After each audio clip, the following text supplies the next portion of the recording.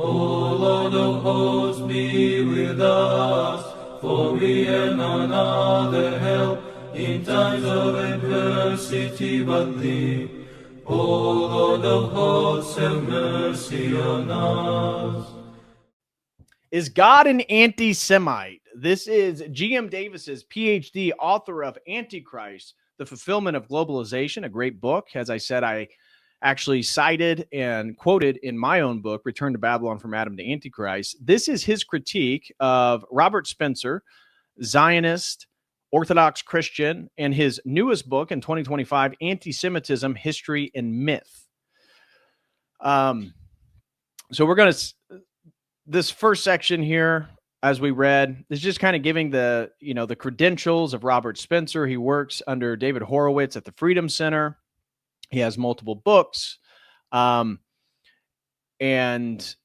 we'll begin here for why Mr. Spencer claims the reason for why he wrote the book. And basically, it's what I was mentioning earlier is he is writing this book to investigate Judaism from the claims that he's heard from fellow Christians. Okay, so very interesting. Okay, Mr. Spencer gives as his reason for writing anti-Semitism as follows. He states toward the end of his introduction that, quote, one of these former friends accused me of inconsistency, namely inconsistency with respect to Islamic doctrine and history, to task, but not to Judaism and Jewish history. If I did carry out such an investigation, one longtime associate insisted, I would see that what I was dismissing as anti-Semitism was justified in reasonable suspicion, and that to dismiss it as such was tantamount to dismissing concern about jihad and Islamophobia, or jihad as Islamophobia. Very well. Here, old friend, is that investigation. So that is Robert Spencer describing why he's writing the book. So this is an investigation into Judaism, which really turns into an undermining of, okay, Islam, fair enough, but Christianity as an Orthodox Christian, as we talked about in the opening, he believes the church being Israel is anti-Semitic. The idea that the Jews were behind the crucifixion of Christ is anti-Semitic. That Jews don't worship the same God as Christians is anti-Semitic. That the Byzantine Empire not allowing Jews to build synagogues, evangelize their faith, or have political power over Christians was anti-Semitic. He specifically refers to St. John Chrysostom, St. Augustine, St. Jerome as examples of anti-Semitism. So this is what we're getting from this book, just FYI. Furthermore, in his acknowledgments, Mr. Spencer states, the idea for this book arose from discussions with two people I had respected and admired, but not in the usual way. They know who they are, and I dedicate this book in particular to them in the somewhat quixotic hope that it will move them to reconsider their position. So they're Christians, and he wants them to reconsider their position regarding Judaism. That's what it sounds like. Okay. One wonders why Mr. Spencer is reluctant to tell us about the people who prompted his writing of anti-Semitism, especially if a stated goal is to dissuade them of their views. Possible insight is provided by Mr. Spencer when he proceeds to quote Martin Niemöller's famous statement about the German failure to stand up to the National Socialists. You know, this is the famous quote, and Spencer is quoting it in his book. First, they came for the socialists. I did not speak out because I was not a socialist. Then they came for the trade unionists. I did not speak out because I was not a trade unionist. Then they came for the Jews, and I did not speak out because I was not a Jew. Then they came for me, and there was no one left to speak for me. We will have occasion to remark on the various laws and proposed laws to curtail anti-Semitism. Needless to say, they are not coming from Mr. Spencer, but for the alleged anti-Semites. In this case, the tide is running strongly with rather than against him, meaning the political momentum in America is certainly in step, as we've seen with the Trump administration, with tackling anti-Semitism. So Robert Spencer finds good company in his new book, Anti-Semitism in the Dock. Mr. Spencer begins with what one takes to be an anti-Semitic canard. The question at hand is whether Judaism actually teaches and condones such immoral and antisocial behavior. So for example, would be reading the Talmud and seeing maybe what it says about goyim, non-Jewish women, the age in which a Jew may be able to attempt fornication with such entity, what it says about Jesus Christ or the Theotokos, things like that. So whether Jews believe those things, at least we can find those in the Talmud. Those are in the Talmud, right? So he says because of the questioning of his friends, the point of his book is to question whether Judaism actually teaches or condones such immoral and antisocial behavior. Okay, fair enough. Let's see if they do. But then he says, and whether Jews have really engaged in it on a large scale in order to further shadowy goals of conquest and world domination that they have done their best to conceal, but that non-Jews have nevertheless discovered. Well, that kind of then throws it all out the window, right? Because now what you're investigating conspiracy theories about them, right? Is that what he's saying? That the point of the book is not to investigate whether they happen per se, but to investigate the conspiracies about world domination? Huh. That's strange. That doesn't seem like a strong way to present your investigation into Judaism. All right. Moving forward here. The first part of this statement is in principle, at least, open to debate. True. Does Judaism teach or condone certain immoral behaviors? That you can debate. That is an objective category up for discussion. Especially with regard to concealing actions, the second part, especially in regard to concealing actions, i.e. operating as a conspiracy, is almost by definition impossible to prove. A competent conspiracy by nature remains hidden. To discover conspiracy is to render it no longer effectively conspiratorial.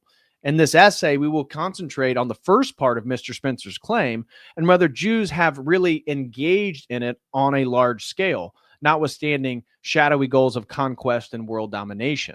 Okay. Many of Mr. Spencer's claims are so obvious as to not warrant a great deal of attention. Orthodox Islamic sources such as the Quran and Hadith are inadvertently anti-Jewish. Adolf Hitler and the Nazis were very, very bad people. Okay, we get it. So he's saying, examples of animosity towards Jews. Okay. We will take the space available to us to focus on Mr. Spencer's more relevant claims for Orthodox Christians, of which Mr. Spencer is one, though he does not here say so. Namely, that such luminaries as St. Augustine, St. Jerome, and St. John Chrysostom evinced anti-Semitism. What? We will have occasion to quote the Lord Jesus Christ himself in his indictment of the Jewish leadership of his day as evidence of the objective, irreducible divide that separates the Orthodox Christian and Judaic faiths. We will note the great prophet Moses and other prophets' admonitions of the ancient Israelites. We will briefly examine the disastrous Israeli-Palestinian conflict, and we will also explore in some depth the nature of the greatest bloodbath ever to befall an Orthodox Christian people, namely the Bolshevik Communist Revolution. With Mr. Spencer's polemical study of anti-Semitism in one's lap, two questions immediately spring to mind. How far in the current social/cultural atmosphere can one critique the policies of the Jewish state, the state of Israel, before one attracts the epithet anti-Semite? And two, is a critical analysis of the Judaic religion itself possible to any serious degree without attracting a reflexive accusation of anti-Semitism? Mr. Spencer's book amounts to a great deal of anti-Semitism, and it suggests the phenomenon of how the term anti-Semitism may be used against even ingenuous critics of policies of the state of Israel, and certainly anyone who approaches the third rail of Judaism itself. Mr. Spencer comes across as ambivalent when it comes to actually forbidding through law what he defines as anti-Semitic speech. Example given, denying the Holocaust, which is illegal in many European countries and has led to prison time for convicted offenders. So what is anti-Semitism? A significant omission in the book, Antisemitism, History and Myth, is the absence of any working definition of what anti-Semitism actually means. What is exactly anti-Semitism? Mr. Spencer seems to assume that we already know. He does mention, quote, hatred of Jews, but if anti-Semitism roughly translate to hatred of Jews, then we need to have a reasonably clear understanding of what it means to be a Jew, another term that Mr. Spencer leaves undefined. We will come to what it means to be a Jew in modern society in due course. A subject that I just discussed in my last live stream, What is a Jew? We actually document Jewish identity from creation to Abraham, Abraham to Christ, and Christ to the present day. And I compare Orthodox eschatology with Jewish eschatology. So if that's something you're interested, check out my last stream. We hit on a lot of that stuff. One is compelled to ask why the broad term anti-Semitism for something that specifically means hatred of Jews. Why not a more precise term such as anti-Judaism or Judeophobia or even miso-Judaism or miso-Jew? Anti-Semitism as a term in the public mind first made its appearance in the 19th century in the German press, long after antipathy towards Jews appeared as a historical phenomenon, and after the emancipatory policies that largely freed Jews from the ghettos, which policies became widespread throughout Western and Central Europe following the French Revolution and the First French Empire. After all, many Jews are not Semites, and most Semites are not Jews. One might also observe further that many Jews are not Zionists, and most or many Zionists are not Jews. Still, anti-Semitism is what has come down to us today and is the subject of Mr. Spencer's book. So we will continue to make reference to it, though with caution. Orthodox Christian attitudes towards the synagogue. A basic reality and our starting point for analysis of Mr. Spencer's book here on an Orthodox Christian platform is that there has always existed from the days of our Lord's sojourn on earth and the early church, a fundamental disagreement and tension between the Orthodox Church and what became Rabbinic Judaism. Mr. Spencer is clearly aware of this tension, but all too readily seems willing to cast it into the bin of irrational anti-Semitism. Whenever there is a question as to who stands in the wrong, either Rabbinic Judaism or Orthodox Christianity, he invariably seems to side with the former. The Gospels themselves and many of the apostolic epistles testify to this tension, as do many of the great early church fathers. Mr. Spencer takes to task St. John Chrysostom, who stated in a series of homilies, so this is quoting St. John Chrysostom right now, "But do not be surprised that I called the Jews pitiable. They really are pitiable and miserable. When so many blessings from heaven came into their hands, they thrust them aside and were at great pains to reject them. The morning sun of justice arose for them, but they thrust aside its rays and still sit in darkness. We Orthodox Christians who were nurtured by darkness drew the light to ourselves and were freed from the gloom of their error. They were the branches of that holy root, but those branches were broken. We had no share in the root, but we did reap the fruit of godliness. From their childhood, they read the prophets, but they crucified him whom they, the prophets, had foretold. We did not hear the divine prophecies, but we did worship him of whom they prophesied. And so they are pitiful because they rejected the blessings which were sent to them, while others seized hold of these blessings and drew them to themselves. Although those Jews had been called to the adoption of sons, they fell in kinship with dogs. We who were dogs received the strength through God's grace to put aside the irrational nature which was ours and to rise to the honor of sons. How do I prove this? Christ said, quote, "It is no fair to take the children's bread and to cast it to dogs," unquote, Matthew 15:26. Christ was speaking to the Canaanite woman when he called the Jews children and the Gentiles dogs. But at any rate, the Jews say that they too adore God. God forbid that I say that. No Jew adores God. Who says so? The Son of God says so. For he said, quote, "If you were to know my Father, you would also know me. But you neither know me nor do you know my Father." John 8:19. Could I produce a witness more trustworthy than the Son of God? If then the Jews failed to know the Father, if they crucified the Son, if they thrust off the help of the Spirit, who should not make bold to declare plainly that the synagogue is a dwelling of demons, God is not worshipped there, heaven forbid. From now on, it remains a place of idolatry, but still some people pay it honor as a holy place. Many things doth he intimate by this parable of the vine dresser, in Matthew 21, verse 33 through 41. God's providence, which had been exercised towards them, the Jews, from the first, their murderous disposition from the beginning, that nothing had been admitted of whatever pertained to a heedful care of them, that even when prophets had been slain, he had not turned away from them, but had sent his very Son, that the God both of the New and of the Old Testament was one and the same, that his death should effect great blessings, that they were to endure extreme punishment for the crucifixion, and their crime, the calling of the Gentiles, the casting out of the Jews. St. John Chrysostom, homily 68 on Matthew 21.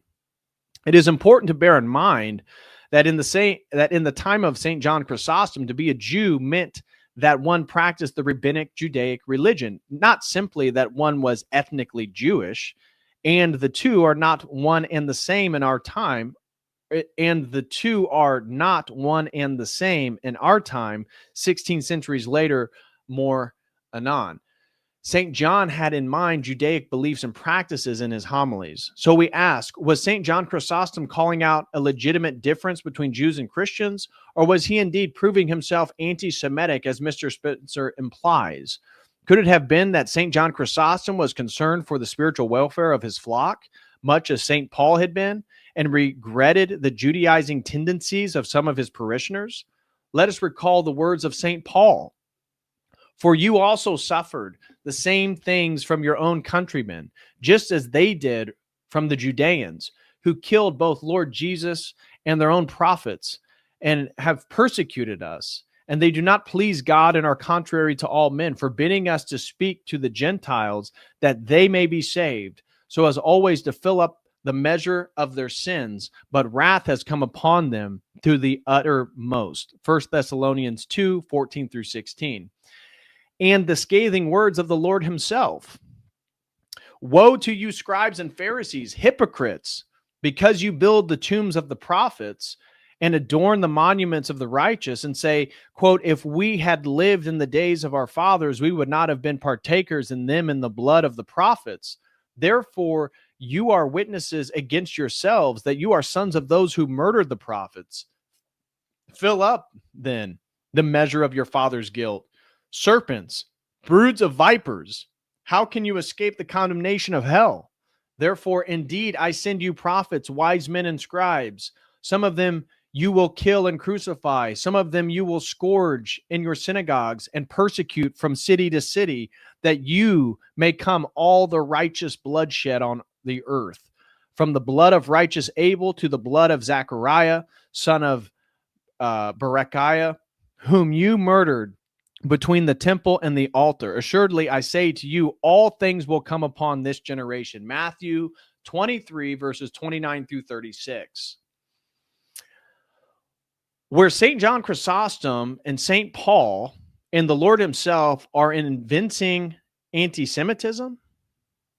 But what, one might ask, does all this have to do with Judaism today? Is it important to remember that the Pharisees of the Lord's time were the intellectual and spiritual forebears of what became Rabbinic Judaism in the early centuries AD, and which continues to this day as, quote, classical or Orthodox Judaism? Yet, in the modern age, many Jews are not religiously observant, just as many Christians and others are not either. And one hesitates to apply these condemnations to people who neither believe nor practice the Judaic faith, even if they continue to identify as secular Jews. Thus, a brief summation of the Orthodox Christian attitude toward Judaism and its adherents, quote, do not be deceived, O Jews. Learn the saying of the prophets and understand, truly, Christ is the almighty Redeemer of the world, unquote. Judaic attitudes towards the church. As if to inculcate his more sensitive readers to his to what follows, Mr. Spencer introduces Princeton professor Peter Schaeffer's Jesus in the Talmud with the words, in his fascinating and groundbreaking book, the contemporary scholar Peter Schaeffer discusses passages from the Talmud that have been taken as referring to Jesus. And we must remember that in Judaism, it is the Talmud, especially the Babylonian Talmud, rather than the Old Testament, that is the ultimate authority. Quote, not only does the Talmud contain the entirety of Jewish law, from ritual law to family laws to torts, it is also a work of ethics, philosophy, biography, literature, history, and folk tales. That is Rabbi Nosson Wise.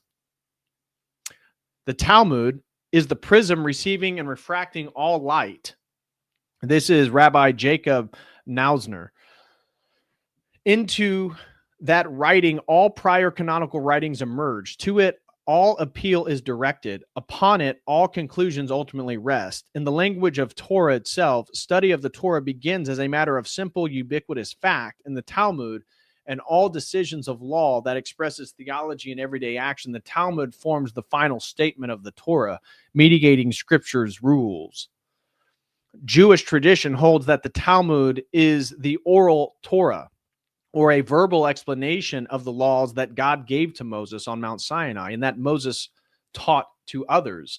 What is lesser known is that Moses and God had a good chat on the mountain that ranged far beyond what could be inscribed on the tablets that he brought with him when he climbed back down. It is in this information transmitted orally from God to Moses and then from Moses to the generation that followed him that is the basis for the Talmud. Rabbi Aaron Perry. Of course, the good chat between God and Moses was recorded at length in the book of Exodus with its extensive instructions and commands to the Israelites rather than existing off the record in oral form as Judaic scholars would have us believe. The Old Testament tells us, quote, so Moses came and told the people all the words of the Lord and all the judgments. And all the people answered with one voice and said, quote, all the words which the Lord has said we will do, unquote. And Moses wrote all the words of the Lord. And he rose early in the morning and built an altar at the foot of the mountain and 12 pillars according to the 12 tribes of Israel. Then he sent young men of the children of Israel who offered burnt offerings and sacrificed peace offerings of oxen to the Lord. And Moses took half the blood and put it in basins, and half the blood sprinkled on the altar. Then he took the book of the covenant and read it in the hearing of the people. And they said, all the Lord has said we will do, and be obedient. And Moses took the blood, sprinkled it on the people, and said, this is the blood of the covenant which the Lord has made with you according to these words. Exodus 24, 3-8. In short, it was the book of the covenant, not any additional oral Torah that God sanctified with the people of Israel on Mount Sinai. Yet to read the book of Exodus seriously, as well as the rest of the Old Testament, and acknowledge the invalidity of the oral Torah would rob the rabbis of their interpretive authority. Quote, this supposed transmission of the oral Torah, the tradition of the elders from Moses to Joshua to the prophets, was challenged by Jesus Christ, who termed it not Torah, but the commandments of men which nullify irrevocably the word and doctrine of God, making the tale of the transmission itself a fraud. That is Hoffman, Judaism Discovered, page 187. Jesus answered and said to them, well, did Isaiah prophesy of you hypocrites, as it is written? This people honors me with their lips, but their heart is far from me, and in vain do they worship me, teaching as doctrines and commandments of men. For laying aside the commandments of God, you hold the tradition of men, the washing of pitchers and cups, and many other things, such things you do. Mark 7, 6-12. As the Talmud, these commandments of men, which Christ censored for suffocating ordinary Jews and twisting the word of God, eventually came to be nothing short of divinized in Orthodox rabbinic Judaism. Whereas in Orthodox Christianity, God became flesh in Jesus Christ. In Orthodox Judaism, the Babylonian Talmud represents God in the flesh, not unlike the Quran in Islam, which Orthodox Muslims regard as uncreated and pre-eternal. And that is Rabbi Jacob Nausner and Bruce Chilton God in the world, and it was quoted in Davis's book, Antichrist, the Fulfillment of Globalization. To return to Dr. Peter Schaeffer's Jesus in the Talmud, the question arises as to what the Talmud actually teaches vis-a-vis Jesus Christ, his most pure mother, the Theotokos and ever Virgin Mary, and the church in general. Mr. Spencer asked rhetorically whether the Talmud is an absurd, ugly, and immoral book. Mr. Spencer's answer is no, but Professor Schaeffer's research belies the truth of the matter. The Talmud indeed maligns Christ, his mother, and his followers, and in truly ugly ways. Dr. Schaeffer, who is clearly not a Christian partisan, interprets the Babylonian Talmudic treatment of the church claims as a, quote, powerful counter-narrative that was meant to shake the foundations of the Christian message. For according to them, the Amorium, or rabbinic compilers of the Babylonian Talmud, Jesus was not born from a virgin, as his followers claim, but out of wedlock, the son of a whore and her Roman lover. Therefore, he could not be the Messiah of divinic descent, let alone the Son of God. Schaeffer, page 10. And I referenced this book recently, guys. I mentioned that if you guys are interested in some of these topics, check out this book right here, Jesus and the Talmud. This is the book that they're referring to. It's not that big. It's a good read. It's a good one. It's a good one for you to have in your library. It's called Jesus in the Talmud by Dr. Peter Schaeffer. And as I said, and as GM highlights, this is not some Orthodox Christian. This is a secular scholar. Okay. All right. Moving forward. Jesus Christ, the Messiah of the church and the second person of the Holy Trinity, was furthermore, according to the Talmud, quote, a bad student who rebelled against his rabbinic teacher. And accordingly, the rabbis passed upon him their harshest judgment. Not only did they entertain lewd sexual thoughts, but when rebuked by his rabbi, he became apostate and established a new cult. The message, therefore, is that the new Christian sect/religion stemmed from a failed and insubordinate rabbinical student. Chapter 3, Schaeffer. Again, this book, Jesus in the Talmud. Accordingly, and one has to say shockingly, Jesus' fate consists of sitting forever in hell in boiling excrement. That's the 13th page of Schaeffer's book. Quote, and that those who follow his example up until today will not, as he has promised, gain eternal life, but will share his horrible fate. So you and I will also burn in excrement. Strangely, the Talmud does not strictly deny all powers to Christ and his followers. It acknowledges what might be described as, quote, Christian magic, but it obviously condemns Christianity as possessed of any divine mandate. Quote, hence, our story ultimately conveys the message. This Jesus and his followers claim to have the keys to heaven to use their magical power with divine authorization, but they are dead wrong. The fact that heaven accepts what they do does not mean that it approves of it. On the contrary, they are tricksters and imposters who abuse their power. The real power and authority still rests with their opponents, the rabbis. Schaeffer, page 62. The rabbis, the heroes of rabbinic Judaism, who hold an interpretive monopoly over the Talmud, convey an inverted interpretation of the Orthodox Christian understanding of Christ's sacrificial death that both confirms the church's teachings as well as stands the meaning of Christ's sacrifice on its head. The Babylonian Talmud affirms that, quote, yes, the Roman governor Pontius Pilate wanted to set him, Jesus, free, but we, the Jewish rabbinate, did not give in. He was a blasphemer and idolater, and although the Romans could probably not care less, we insisted that he get what he deserved. We even convinced the Roman governor, or more precisely, forced him to accept that this heretic and impostor needed to be executed, and we are proud of it. That is a quote, again, page 74 from Jesus in the Talmud from Peter Schaeffer. Rabbinic pride in the role of the execution of the Lord Jesus echoes the gospel message that the Jewish leadership of their day were indeed guilty of deicide, and that their spiritual heirs, those who maintain the pride and killing of Christ, are as well. Quote, and all the people answered and said, his blood be on us and our children, unquote. Matthew 27:25. That is the verse after Pontius Pilate says, basically, I'm clean of this man's blood. I am not taking the guilt for the execution of Jesus of Nazareth. This is on you, Pharisees. This is on you guys. And that's the quote that he's referring to. Presumably, not all Jews or even Judaic believers today persist in taking, quote, pride in the killing of Jesus of Nazareth. Yet they do persist in rejecting him as the Christ. Spencer treats the charge of deicide and the cry of the Jerusalem mob that, quote, his blood be on us and our children, unquote. In a novel and peculiar way, he argues that, quote, the ancient charges of deicide, as mainstream as they were incompatible with the fundamental tenets of Christian theology, that it was the sin of all human beings that put Christ on the cross, not one particular group. That's Robert Spencer's false heretical claim. Here, he has a point, though as a matter of logic, the theological conviction in the universality of human sinfulness that underscores the crucifixion of Christ does not negate the historical reality as accounted in the Gospels and confirmed in the Babylonian Talmud, that it was the Judaic leadership of the day that was the proximate cause of the death of God on the cross.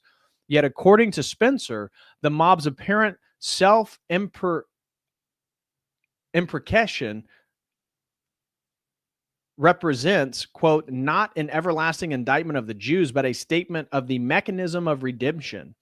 Indeed, the blood of Christ is central to the saga of redemption for all people. All people, that is, who accept Jesus as the Christ, rather than a malefactor who is wrongly condemned, executed, and who properly spends eternity in hell in circumstances one would rather not repeat. The tension between the church and rabbinic Judaism simply cannot be resolved. It is and has been a permanent reality of Orthodox Christian and Judaic relations throughout history. Neologisms such as Judeo-Christian, a phrase that happily Mr. Spencer does not employ, though one his adulants, Bat Yeor, I don't know who that is, does.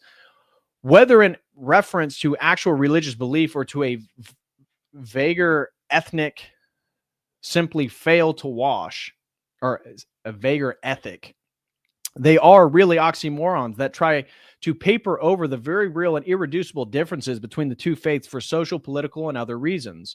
From an Orthodox Christian perspective, while always being guided by the Lord's command to love one another, indeed to love our enemies, there is simply no ground for compromising with the Judaic rejection of Jesus as the Christ. Indeed, to love people, including Jews, requires the unwavering affirmation that Jesus is the Christ and the Orthodox Church is his body on earth, and that means by which all people can achieve salvation through the grace of God. Anything less is a cop-out and a disservice to those outside the church who are perishing for want of true, loving Orthodox Christian witness. Next section, anti-Semitism in the Old Testament. But the tension between the church and the synagogue predated the advent of Christ and can be observed throughout the course of the Old Testament between those of the Hebrew people who kept the Lord's commands and laws and who loved him in their hearts, and those who, quote, played the harlot with other gods and bowed down to them, those who turned quickly from the way in which their fathers walked and obeying the commandments of the Lord, they did not do so, unquote. Judges 2:17. Quote, in the old days, the Jews acted impiously towards the prophets. Now they outrage the master of the prophets, unquote. That was St. John Chrysostom. The great Moses himself testified against the early Israelites and foretold their future rejection of God and his laws. He is worth quoting at some length. Quote, this is Moses. Do not think in your heart after the Lord your God has cast them out before you, saying, quote, because of my righteousness, the Lord has brought me in to possess this land. But it is because of the wickedness of these nations that the Lord is driving them out before you. Therefore, understand that the Lord your God is not giving you this good land to possess because of your righteousness, for you are a stiff-necked people. Remember, do not forget how you provoked the Lord your God to wrath in the wilderness. From the day that you departed from the land of Egypt until you came to this place, you have been rebellious against the Lord. Also, in Horeb, you provoked the Lord to wrath, so that the Lord was angry enough with you to have destroyed you. When I went up into the mountain to receive the tablets of stone, the tablets of the covenant which the Lord made with you, then I stayed on the mountain 40 days and 40 nights. Then the Lord said to me, arise, go down quickly from here, for your people whom you brought out of Egypt have acted corruptly. They have quickly turned aside from the way which I commanded them. They have made themselves a molded image, unquote. Furthermore, the Lord spoke to me, saying, I have seen this people, and indeed they are a stiff-necked people. Let me alone, that I may destroy them and blot out their name from under heaven, and I will make you a nation mightier and greater than they. Next section, Moses. So I turned and came down from the mountain, and the mountain burned with fire, and the 2 tablets of the covenant were in my 2 hands. And I looked, and behold, and you had sinned against the Lord your God. You had made for yourselves a molded calf. You had turned aside quickly from the way in which the Lord had commanded you. Then I took the 2 tablets and threw them out of my 2 hands and broke them before your eyes. And I fell down before the Lord as at the first 40 days and 40 nights. I neither ate bread nor drank water, because all of your sin which you committed in doing wickedly in the sight of the Lord, to provoke him to anger. For I was afraid of the anger and hot displeasure which the Lord was angry with you to destroy you. But the Lord listened to me at that time, and the Lord was very angry with Aaron and would have destroyed him. So I prayed for Aaron also at the same time. Then I took your sin, the calf which you have made, and burned it with fire and crushed it and ground it very small until it was fine as dust. And I threw it into the brook that descended from the mountain. Also at Taberah and Massa and Kibroth and Hatvah, you provoked the Lord to wrath. Likewise, when the Lord sent you from Kadesh Barnea, saying, quote, go up and possess the land which I have given to you, then you rebelled against the commandment of the Lord your God. You did not believe him or obey his voice. You have been rebellious against the Lord from the day that I knew you. Deuteronomy 9, 4 through 24. Deuteronomy 31. And the Lord said to Moses, behold, you will rest with your fathers, and this people will rise and play the harlot with the gods of the foreigners of this land, where they go to be among them, and they will forsake me and break my covenant, which I have made with them. Then my anger shall be aroused against them in that day, and I will forsake them, and I will hide my face from them, and they shall be devoured, and many evils and troubles shall befall them, so that they will say in that day, have not these evils come upon us because our God is not among us? And I will surely hide my face in that day because of all the evil which they have done, in that they have turned to other gods. Deuteronomy 31, 16 through 18. So it was when Moses had completed writing the words of this law in a book, again, contravening the idea of the oral Torah, when they were finished, that Moses commanded the Levites who bore the Ark of the Covenant of the Lord, saying, quote, take this book of the law and put it beside the Ark of the Covenant of the Lord your God, that it may be there as a witness against you. For I know your rebellion and your stiff neck. If today, while I am yet alive with you, you have been rebellious against the Lord, then how much more after my death? Gather to me all the elders of your tribes and your officers, that I may speak these words in their hearing and call heaven and earth to witness against them. For I know that after my death you will become utterly corrupt and turn aside from the way which I have commanded you. And evil will befall you in the latter days, because you will do evil in the sight of the Lord, to provoke him to anger throughout the works of your hands. Deuteronomy 31, verse 24 through 29. The prophet Isaiah continued in vein of Moses. Here's the prophet Isaiah. Hear, O heavens, and giver, O earth. For the Lord has spoken. I have nourished and brought up children, and they have rebelled against me. The ox knows its owner, the donkey its master's crib, but Israel does not know. My people do not consider. Alas, sinful nation, a people laden with iniquity, a brood of evildoers, children who are corrupters. They have forsaken the Lord. They have provoked to anger the Holy One of Israel. They have turned away backward. Why should you be stricken again? You will revolt more and more. The whole head is sick, and the whole heart faints. From the sole of the foot even to the head, there is no soundness in it, but wounds and bruises, putrefying sores. They have not been closed or bound up or soothed with ointment. Isaiah 1, 1 through 7 continues. I have stretched out my hands all day long to a rebellious people who walk in the way that is not good, according to their own thoughts, a people who provoke me to anger continually to my face.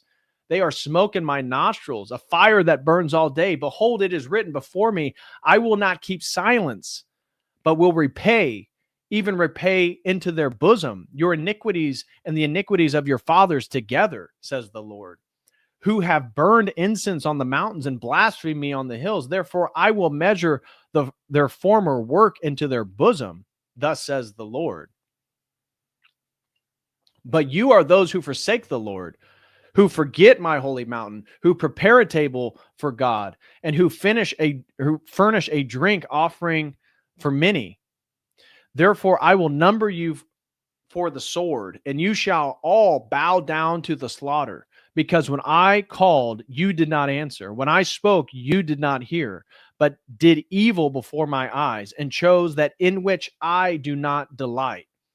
Therefore, says the Lord God, behold, my servant shall eat, but you shall be hungry. Behold, my servants shall drink, but you shall be thirsty. Behold, my servants shall rejoice, but you shall be ashamed. Behold, my servants shall sing for joy of heart, but you shall cry of sorrow of heart, and wail for grief of spirit. You shall leave your name as a curse to my chosen, for the Lord God will slay you and call his servants by another name, so that he who blesses himself in the earth shall bless himself in the God of truth. And he who swears in the earth shall swear by God of truth, because the former troubles are forgotten, and because they are hidden from my eyes. Isaiah 65, verses 2 through 16. Thus, do the great Old Testament prophets speak of the Hebrew nation at large, not as God's chosen, but as a curse to my chosen. Mr. Spencer objects to St. John Chrysostom referring to the Jews as fit for slaughter. He refers to that as antisemitism in his book on page 43. But what about does he object when it is God himself through the prophet Isaiah who prophesies that, quote, I will number you for the sword and you shall all bow down to the slaughter? Is God an anti-Semite? The core faithful of the Old Testament Hebrew nation, the remnant that remained obedient to the commands of God despite the waywardness of their compatriots, the true Israel, received their Messiah in Jesus Christ during his earthly advent and became the early church. Those who rejected God in the Old Testament continued to cling to the tradition of men, according to the basic principles of the world and not according to Christ, Colossians 2:8, and became rabbinic Judaism with its traditions based in the Talmud, which was put to writing roughly between the 2nd and 5th century AD. The chosen God.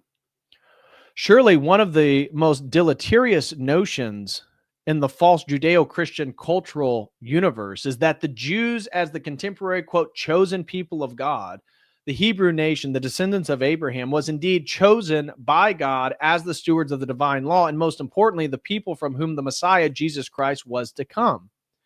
As the Lord himself affirmed, salvation is of the Jews, John 4:22. But with the rejection of Jesus as Christ, adherents to Judaism today throw away all doctrinal and soteriological connection to the one true God for the contemporary fiction of tribal chosenness. As the Lord himself affirms, I am the way, the truth, and the life. No one comes to the Father except through me, John 14:6.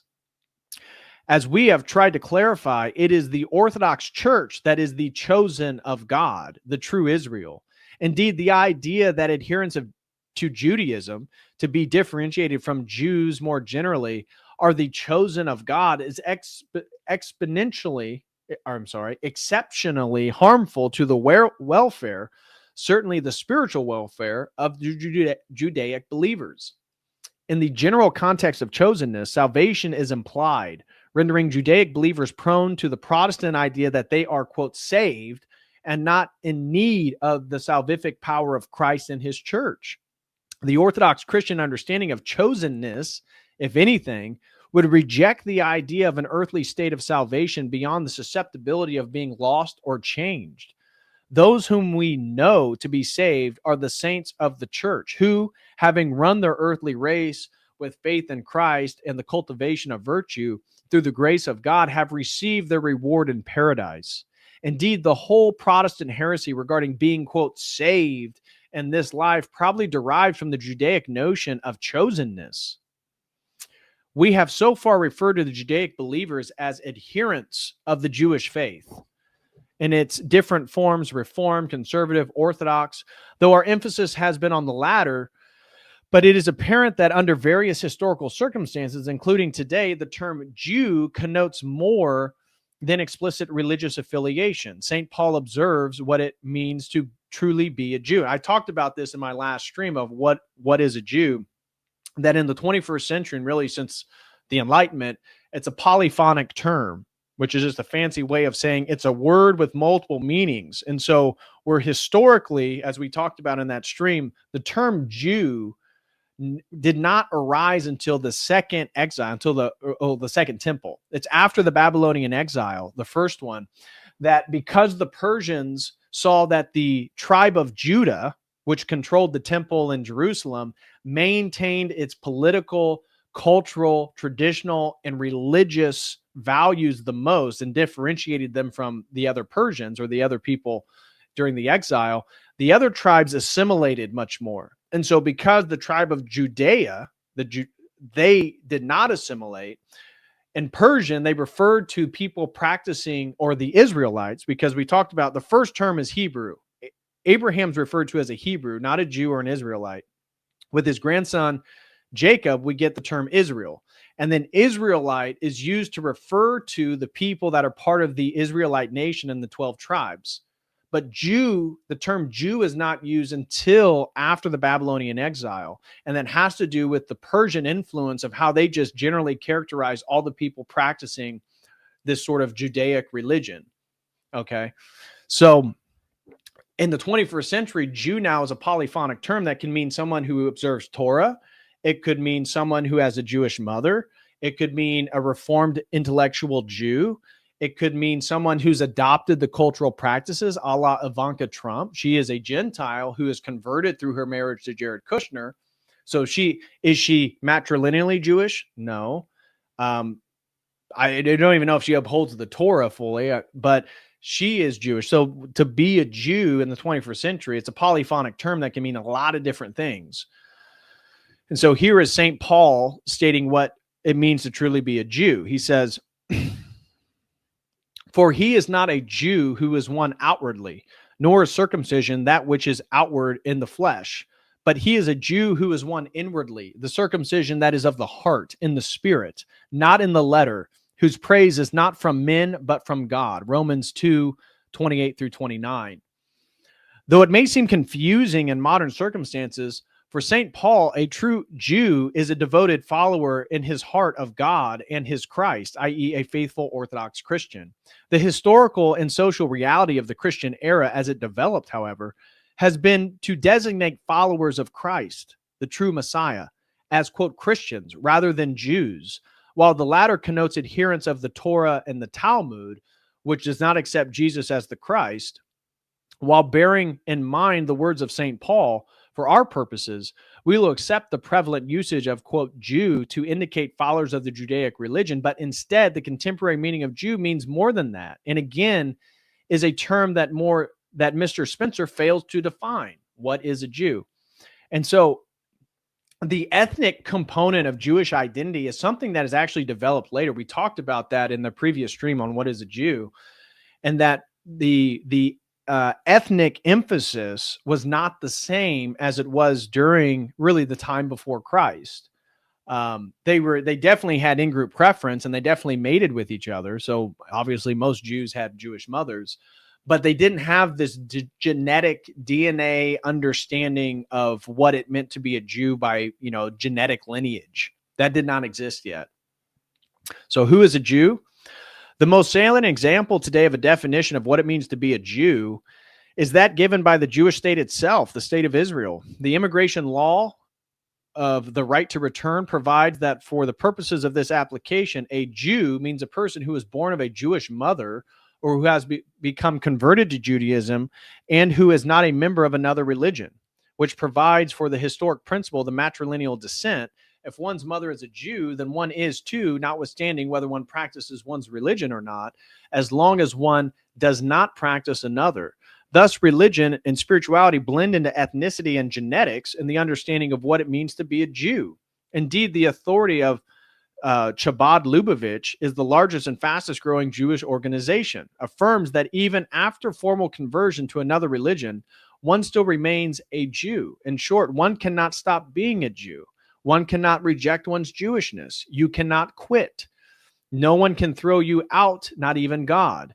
Jewishness then amounts to an irrevocable hereditary stamp, a concept strangely harmonious with much anti-Semitic thought that treats Jews in much the same manner, as a, quote, race rather than a religious body, and one totally at odds with the Orthodox Christian understanding of the efficacy of baptism, which implies a rebirth in Christ, in which one's former religious identity is literally washed away.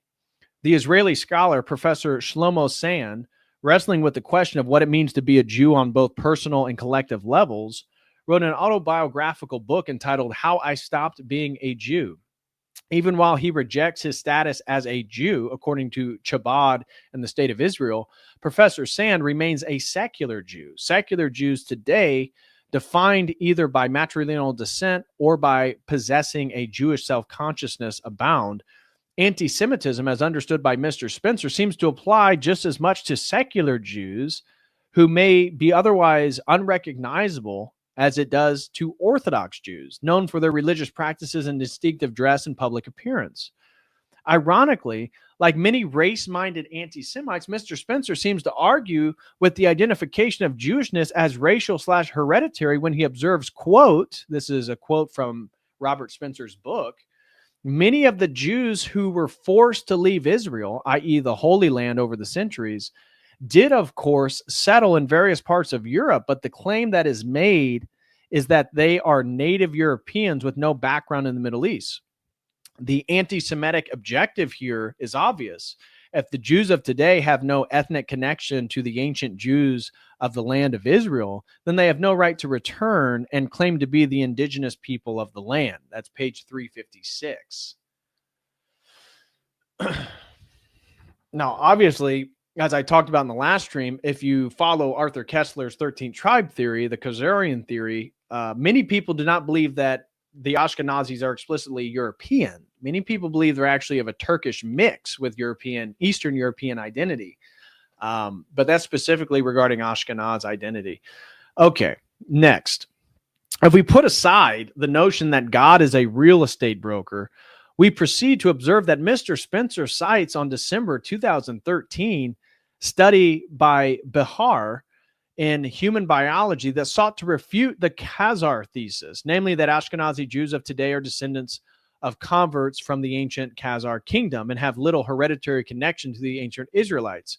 According to Mr. Spencer, Ashkenazi Jews share the greatest genetic ancestry with other Jewish populations and among non-Jewish populations, with groups from Europe and the Middle East. No particular similarity of Ashkenazi Jews to populations from the Caucasus is evident, particularly populations that most closely represent the Khazar region, which is just an outright lie.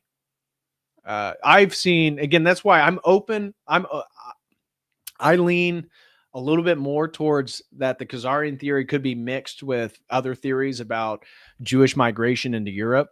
But I've also seen genetic, again, who knows with the internet, everything can be so fabricated, but I've seen genetic studies that argues there is a considerable Turkish genetic component to Ashkenazi identity. So I don't know. That's where, it's really hard to prove the Khazar theory. It's interesting. It makes a lot of sense. It fits historical timelines, but yeah. Okay. The Jewish state. So the logic runs, today's Jews defined under the Jewish state law of return as those of matrilineal Jewish ancestry are indeed Jews, not because they practice Judaism or follow the laws of God as given on Mount Sinai to Moses, but because of their genetics. They have the undisputed right to live in the state of Israel, whether they are born in Tel Aviv, Moscow, or New York. Israel in the early 21st century defines itself as a state of the Jews and as the property of the Jewish people. In other words, Jews living anywhere in the world and not a possession of the ensemble of Israeli citizens residing on its soil, which is why it is appropriate to define it as an ethnocracy rather than a democracy. Shlomo Sands. Indeed, in the Jewish state, while there is Israeli citizenship, there is no Israeli nationality, only Jew, Arab, and Druze, which the former naturally taking pride of place in the world's only official Jewish state. While Israeli non-Jews are normally afforded the rights of the Jewish counterparts, in practice, they suffer various types of discrimination. Quote, most of the discrimination is, however, rather covert. Furthermore, while it is legal but not legitimate in Israel to reject publicly or act against Zionism, according to the 1985 amendment of the election law, one may not run for the Knesset or an election slate which denies Israel as the state of the Jewish people. To analogize the situation of the state of Israel for the benefit of non-Israelis and non-Jews, Ilyan Pappy wrote in 2017, imagine if in the UK or the United States, Jewish citizens or Catholics for that matter, were barred by law from living in certain villages, neighborhoods, or maybe whole towns. How can such a situation be reconciled with the notion of democracy? Thus, given the attitude towards the two Palestinian groups, the refugees and the community in Israel, the Jewish state cannot by any stretch of the imagination be assumed to be a democracy. But the most obvious challenge to that assumption is the ruthless Israeli attitude toward the third Palestinian group, those who lived under its direct and indirect rule since 1967 in East Jerusalem, the West Bank, and the Gaza Strip. For the legal infrastructure put in place at the outset of the 1967 war, through the unquestioned absolute power of the military inside the West Bank and outside the Gaza Strip, to the humiliation of millions of Palestinians as a daily routine, the, quote, only democracy, unquote, in the Middle East behaves as a dictatorship of the worst kind. That is from his Pappy's book, 10 Myths About Israel, page 91. House demolition, blocking up houses, all in which all windows, doors, and access ways are sealed with bricks and mortar, and other forms of collective punishment are all too common in the territories under Israeli occupation, in which the Palestinians are treated as neither citizens of the Israeli state nor citizens under the protection of the rules of war. Israeli settler vigilante groups have been allowed by the government to harass, vandalize property such as homes and farms, and even to shoot randomly at Palestinians under occupation. Here's a quote from Pappy. Let's take this in stages.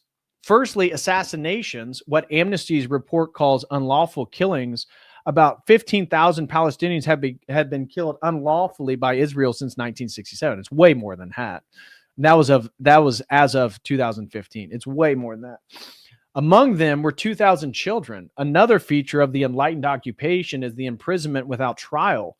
Every fifth Palestinian in the West Bank and Gaza Strip has undergone such an experience. As for torture, the reliable website Middle East Monitor published a harrowing article describing the 200 methods used by the Israelis to torture Palestinians. The list is based on a UN report and a report from the Israeli human rights organization, B'Tselem. Among other methods, it includes beatings, chaining prisoners to doors for hours, pouring hot and cold water on them, pulling fingers apart, and twisting testicles. Quote, for most Israelis, these counter-arguments are irrelevant at best and malicious at worst. Both Pappy and Spencer do seem to agree that the Israeli-Palestinian peace processes, which have proceeded along its torturous and halting ways for decades, has been disastrous, though needless to say, for different reasons. And I don't know if you guys saw some of the recent controversy out of Israel. But there was a woman that was working for the Israeli government. And for one reason or another, she actually released the video of the sodomizing of a Palestinian man by multiple Israeli soldiers. And she then fled. She tried to kill herself, apparently. That was what I was reading today. She tried to kill herself. She fled. Israel then created a manhunt for her that lasted for about a week. And then they found her, and she's now in prison. So imagine that in Israel, if you expose the fact that all the Israeli, well, not all, but many instances, the IDF has sodomized and tortured Palestinians. And this was an innocent Palestinian man.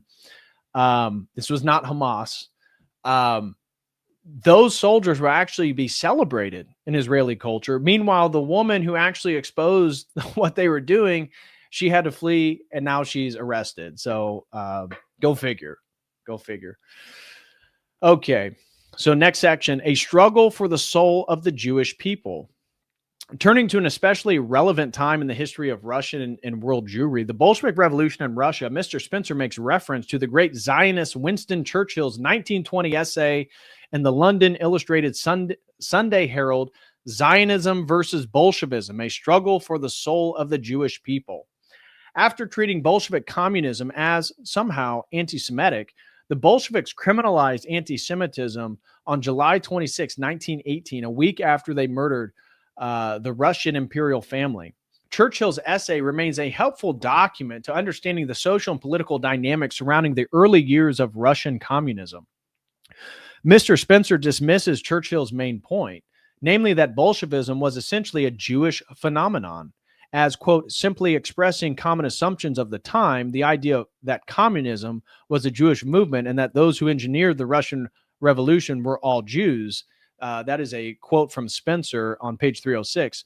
Now, obviously, quote, all of the Bolshevik revolutionaries were not Jews, but whether Churchill was catering to the biases of his readers remains a question that needs a serious answer. And if he was doing so, from where did those common assumptions arise and why? Could there have been truth to them? How much truth? Mr. Spencer seems willing to touch on these important questions, but not to delve into them satisfactorily. Well, obviously, we know that the Bolshevik Revolution was majority Jew. I mean, Putin went on record and said, what did he say? Like 85% of Bolshevism was a Jewish movement. Was early communism a substantially Jewish phenomenon? We will proceed with Churchill's analysis. Though a committed Judeophile, had he been writing today, Churchill would likely have been attracted the epithet of anti-Semite by virtue of pointing out what was then the ongoing intra-Jewish struggle at the time between Zionism and Bolshevism, in which both political movements, Jews were heavily involved. Churchill's essay remains a document of great historical interest written by one of the 20th century's leading statesmen. Churchill very straightforwardly gives the lie to the claim that Jews, had little connection with the chaos and savagery of early communism that followed the toppling of the Russian monarch. In the November 1917 Bolshevik Revolution. Again, writing in 1920, Churchill sums up the situation in Russia, quote, and it may be well that this astounding race of Jews may at the present time be in the actual process of producing another system of morals and philosophy, i.e. Bolshevik communism, as malevolent as Christianity was benevolent, which is not arrested, would shatter irretrievably all that Christianity had rendered possible. It would almost seem as if the gospel of Christ and the gospel of Antichrist were destined to originate among the same people, and that this mystic and mysterious race had been chosen for the supreme manifestations both of the divine and the diabolical. Churchill proceeds to applaud the lives and social contributions of what he calls national Jews, Jews who express loyalty and patriotism to the various nations in which they find residence. This at a time preceding the birth of the modern state of Israel in 1948. Then under the subheading International Jews, Churchill writes, quote, in violent opposition to all this sphere of Jewish effort rise the schemes of the international Jews. This movement among the Jews is not new. From the days of Spartacus Weishaupt, Johann Adam Weishaupt, to those of Karl Marx, and down to Trotsky, Bella Kuhn, Rosa Luxemburg, and Emma Goldman.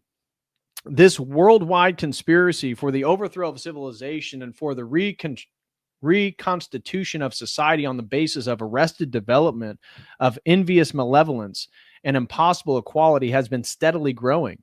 It played, as a modern writer, Miss Nesta Webster, has so ably shown, a definitely recognizable part in the tragedy of the French Revolution.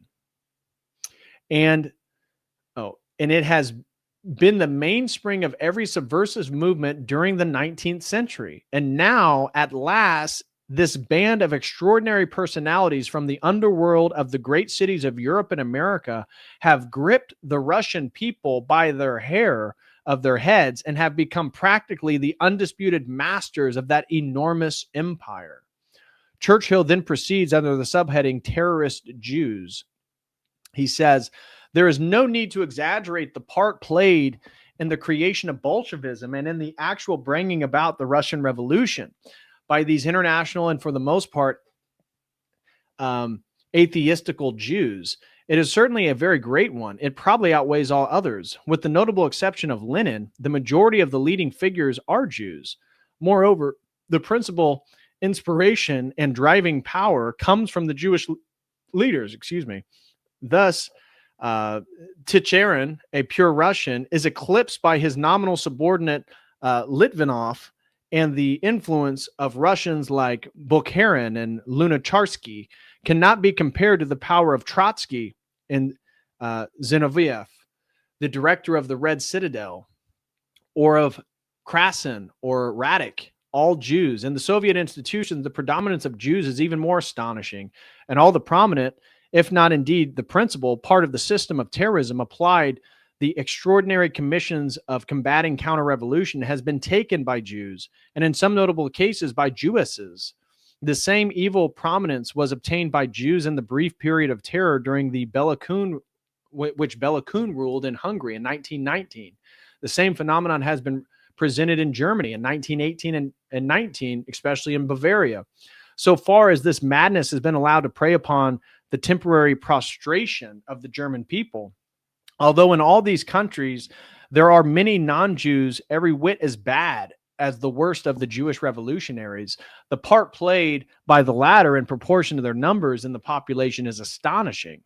Thus, the R.T. Hone Winston, Leonard Spencer Churchill, and February 1920 statesman and future Prime Minister of Great Britain and its empire on the struggle for the soul of the Jewish people.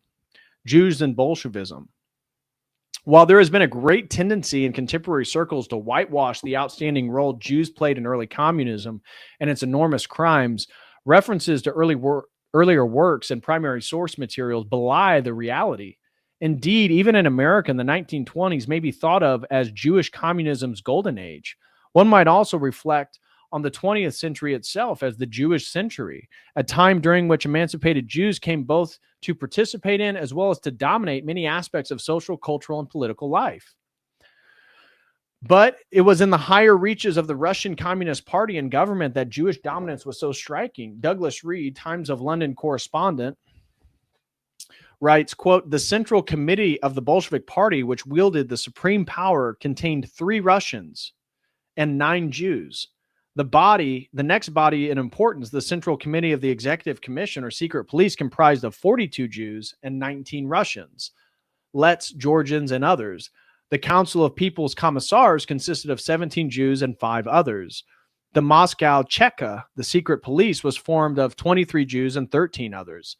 Among the names of the 556 high officials of the Bolshevik state officially published in 1918 and 1919 were 458 Jews and 108 others. Among the central committees of small, supposedly socialist or non-communist parties were 55 Jews and 6 others. Russian and Soviet historian Richard Pipes says, quote, Jews undeniably played in the Bolshevik Party and the early Soviet apparatus a role disproportionate to their share of the population. The number of Jews active in communism in Russia and abroad was striking.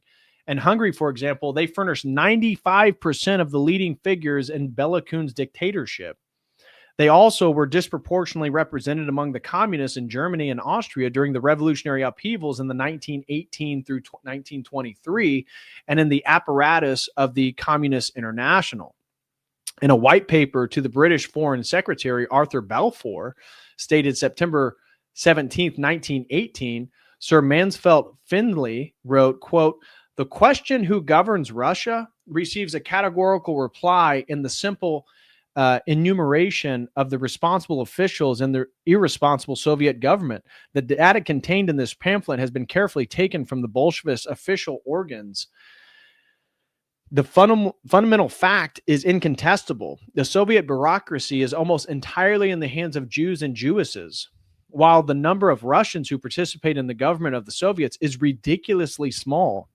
It is impossible to evade this fact, which stands as a solemn warning to countries and states which claim to be Christian and which believe in national modes of existence in contradiction with the unlimited internationalism, one might today say globalization, in which the Jewish nation is in the dominant power.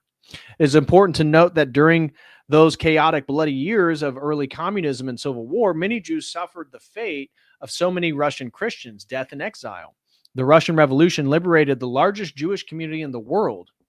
It also opened the floodgates for the greatest massacre of Jews before the Second World War. Amid the Civil War and its aftermath in 1918 through 21, once the Bolshevik rule was then consolidated, Jews entered into nearly every sphere of Russian life, while in time, much of the singular richness of Jewish cultural life in Russia was flattened, eventually obliterated. Indeed, communism, like so many revolutions, would devour its own children in time. But this in no way minimizes the central role Jews played in the crimes of early communism. And indeed, there was a serious reaction to Jewish domination of the Communist Party and security apparatus in due course. The most extreme example of which was the rise of Adolf Hitler's National Socialist Workers' Party in Germany, which leveraged politically the scepter of Jewish Bolshevism to attain supreme political power with horrifyingly destructive results for both the enemies and the constituents of the Third Reich. As an aside, when people today speak of Russian anti-Semitism in the past, they often fail to realize that most such episodes, such as the pogroms that followed the assassination of Tsar Alexander II in March of 1881, that killed 40 Jews, the infamous Kishinev pogrom in April of 1903 that killed 49 and damaged 1,500 Jewish homes, and the 1905 pogrom in Odessa, Ukraine, that killed between 400 and 800 Jews, as well as the pogroms committed during the Civil War, occurred outside the boundaries of contemporary Russia and were committed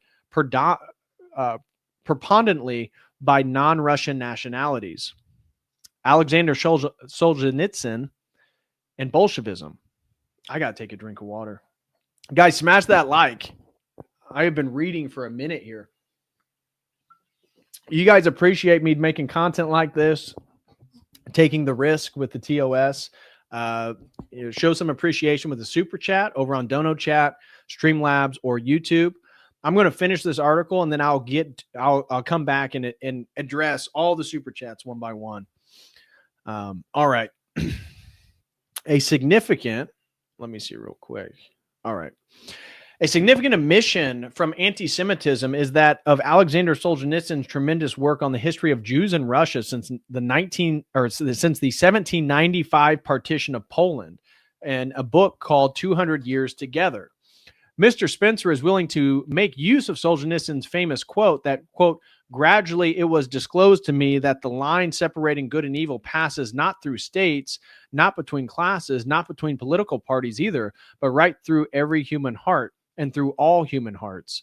Yet he fails to mention even the existence of the great man's actual major contribution to the whole question of the history of Jewish life in Russia and the Soviet Union.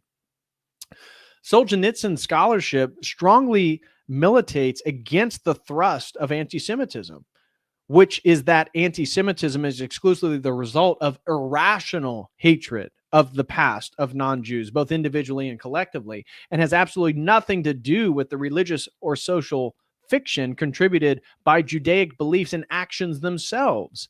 As a testament to the persistent difficulty in examining Judaism and Jewish history frankly and openly, the Nobel Prize winner Solzhenitsyn was unable to get 200 Years Together, originally printed in Russian in 2002, published in English during his lifetime. An English translation appeared online in 2018, which has been this critic's source.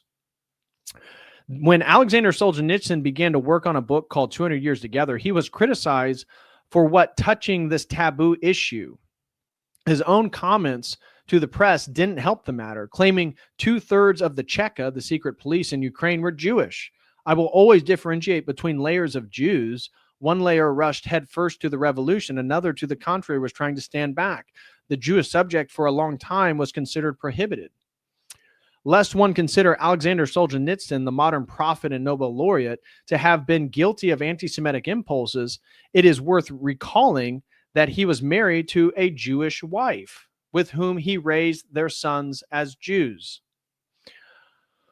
While many ordinary Jews did not participate directly in the destruction and murders of the early Bolshevik regime, a significantly disproportionate number of the Jewish intellectual class did. And as Solzhenitsyn powerfully describes in a book of nearly 800 pages and more than 300,000 footnotes, the early communist regime in Russia could never have achieved its brutal scope and zenith without the active participation of Russian and international Jewry. The Jewish population in its mass showed a suspicious, even hostile attitude towards the Bolsheviks. But when, as a result of the revolution, it had acquired complete freedom, which fostered a real expansion of Jewish activity in the political, social, and cultural spheres, a well-organized activity to boot, it did nothing to prevent the Bolshevik Jews from occupying the key positions, and these made an exceedingly cruel use of this new power fallen into their hands. From the 40s of the 20th century onwards, the communist rule broke with international Judaism. Jews and communists became embarrassed and afraid, and they preferred to stay quiet and conceal their strong participation of Jews in the communist revolution. However, the inclinations to remember and name the phenomenon were described by the Jews themselves as purely anti-Semitic intentions. In the 1970s and the 1980s, under the pressure of new revelations, the vision of the revolutionary years was adjusted. A considerable number of voices were heard publicly. Thus, the poet Nahum Khorasvan wrote, quote, "If we make the participation of the Jews in the revolution a taboo subject, we can no longer talk about the revolution at all. There was a time when the pride of this participation was even prized. The Jews took part in the revolution and in abnormally high proportions." M. Agursky wrote on his part, quote, "The participation of the Jews in the revolution and the Civil War has not been limited to a very active engagement in the state apparatus. It has been infinitely wider. Similarly, the Israeli socialists, Sirokinnikov, I don't know. At the beginning of the revolution, the Jews served as the foundation of the new regime. But there were also many Jewish writers who, up to this day, either deny the Jews' contribution to Bolshevism or even reject the idea rashly, or, this is the most frequent, consider it only reluctantly. However, the fact is proven. Jewish renegades have long been leaders in the Bolshevik Party, heading the Red Army in the two capitals, and later Lazar Shatskin, who also headed the International Communist Youth. All right. Next section, the Bolsheviks, willing executioners. The fact that the Bolsheviks went to great lengths to fight any anti-Semitic reaction to their increasingly brutal rule, which they regarded as a grave threat, again, going so far as to make anti-Semitism actually illegal. Solzhenitsyn estimates that some 66 million Russians, Ukrainians, Belarusians, and other nationalities within the Soviet Union perished during the Russian Civil War of 1917 to 1923. In the first decades of communism, during both its Lenin, Trotskyist, and Stalinist years, 27 million Soviet citizens, mostly Russians, would perish during the German invasion and World War II. Professor Kevin McDonald gives a lower total figure of deaths, but notes, quote, "The Soviet government killed over 20 million of its own citizens, the vast majority in the first 25 years of its existence during the height of Jewish power. It was a, quote, state against its people. mounting murderous campaigns of collective punishment, usually involving deportation or forced starvation, against a great many ethnic groups. Although individual Jews were caught up in the Bolshevik violence, Jews were not targeted as a group. After Stalin's purges in 1937 through 38, Jewish representation in the Communist Party and its iniquitous security services declined until that time for roughly the first 20 years of its history. It may be said that Soviet communism possessed a strongly Jewish hue. Still, Jews were highly overrepresented in positions of economic and political power, as well as cultural influence, at least into the 1940s. Particularly bloody were the Bolshevik crimes against the Russian Orthodox Church. From hierarchs and clergy to ordinary Orthodox believers, millions of whom were tortured to death, shot outright, or sent to their deaths in the gulags, sold abroad. Cathedrals were dynamited. When one reflects on the staggering death toll under Jewish communism and the virtual silence on the subject in modern mass media versus the countless books, documentaries, and feature films made about the Holocaust, one becomes cognizant of an enormous contemporary cultural and intellectual disconnect. Political and cultural crimes committed by Jewish Bolsheviks against the Russian population have been widely documented, not least by the journalist Robert Wilton, Russian correspondent to the Times of London during the Bolshevik takeover and the years of the First World War leading up to it. In his book, Russia's Agony, The Last Days of the Romanovs, Wilton and his outstanding reporting have today been thrown on the ash heap of anti-Semitism, thus discarding some of the most powerful eyewitness testimony to the events that shaped the earliest communist Soviet Union. He describes Jewish involvement in the November 1917 Bolshevik takeover of the provincial government, the subsequent systematic persecution and killing of counter-revolutionaries, namely anyone suspected of monarchist sympathies or Christian faith, during the years of the Red Terror, the savage murder of the imperial family in 1918, and the early years of civil war. Quote, taken according to numbers of the Russian population, the Jews represented 1 in 10 among the commissars that rule Bolshevik Russia. They are 9 in 10. If anything, the proportion of Jews is still greater. Wilton goes out of his way to identify Jews involved in Bolshevism as pseudo-Jews, i.e. Jews who publicly had, for the most part, shed their religious sympathies and accepted the official atheism of the new regime, while culturally and in private retaining their Jewish self-consciousness, and would continue to be identified as Jews according to the principle of familial descent as still promulgated by the State of Israel and, again, ironically, by many anti-Semites. To borrow a phrase, one might say that many Jews in Russia and from all over the world who flocked to the nascent Bolshevik regime, who lent themselves to the gruesome machinery of early communism, composed the Bolsheviks' willing executioners. And the words of author Daniel Jonah Goldhagen, describing what he believed as the complicit attitude of the German population to the crimes of the Third Reich, and willingly participated in what are probably the greatest crimes in history committed against the Orthodox Christian population.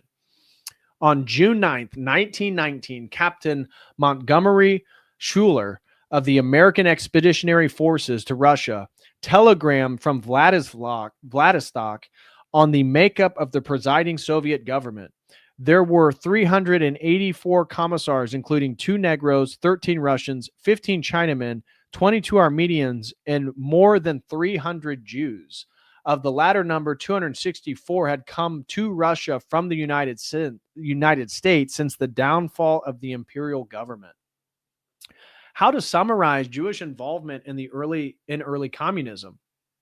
We have here concentrated on the Bolsheviks, the party that emerged victorious in the political struggle, even while the more socialist revivals, the Mensheviks, were overwhelmingly Jewish as well.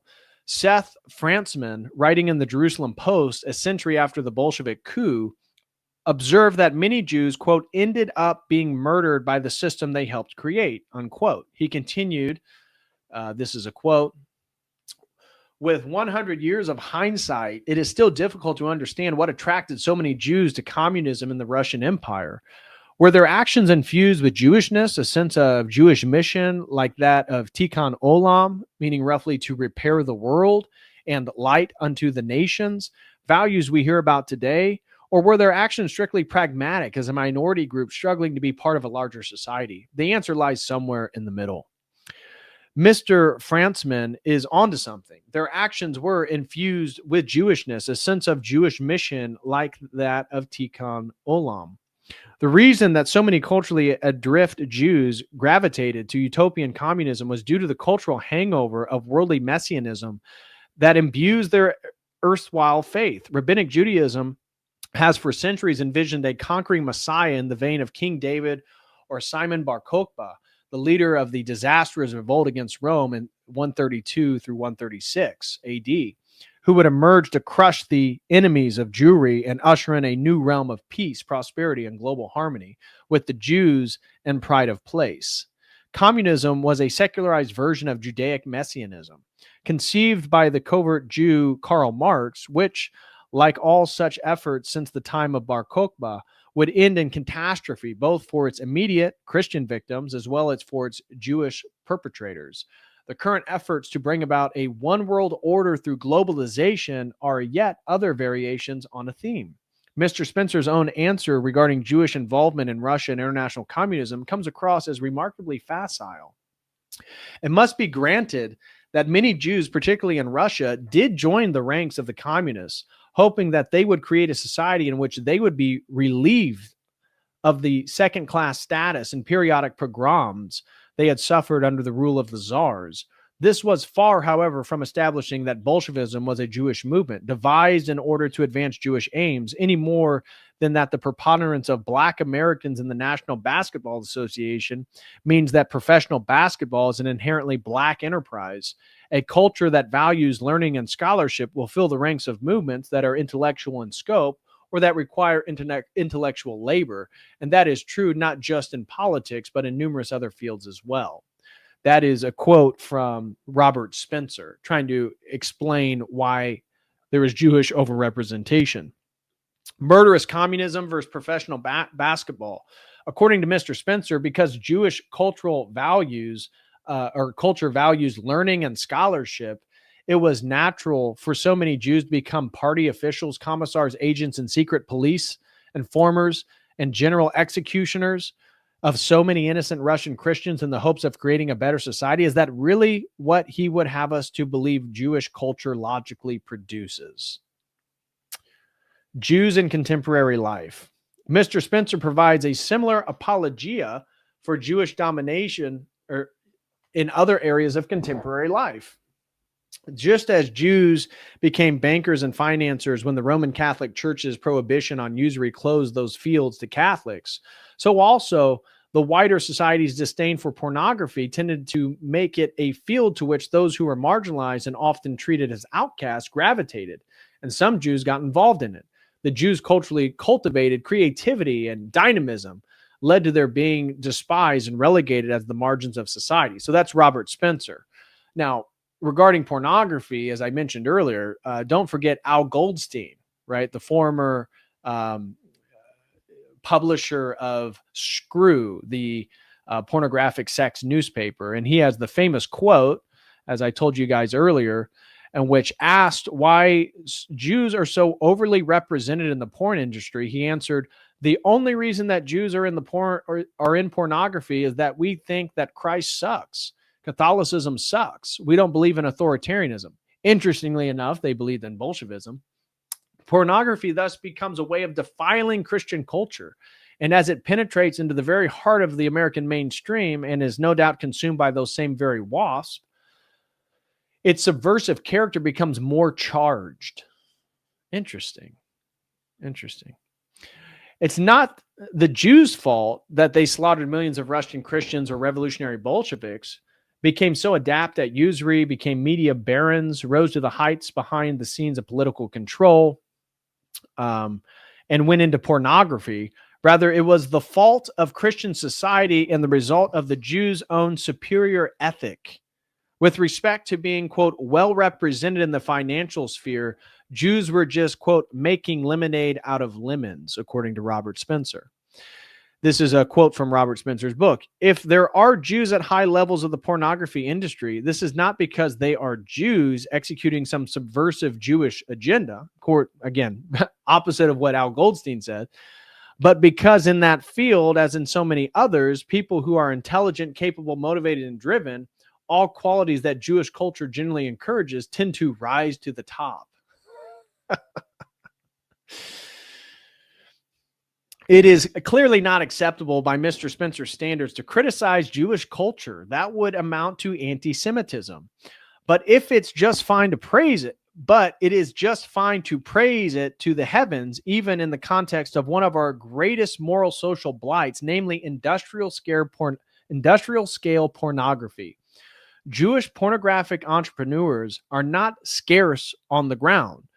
From the God-hating Al Goldstein, who Mr. Spencer describes as seeing himself as a victim of anti-Jewish prejudice and sees working in pornography as a way to strike back, to the rabbi attorney Solomon Friedman, the head of ALO, the parent company of Pornhub. Of course, Rabbi Friedman does not appear to see his efforts as destructive at all. Jews are well represented in contemporary pornography. Nathan Abrams has written an interesting article, Jews in the American Porn Industry, a disproportionate role in adult entertainment, the title of which pretty much sums it up. With regard to possible Talmudic sanction of child abuse, Mr. Spencer asked about pedophilia and child trafficking, which of course he denies.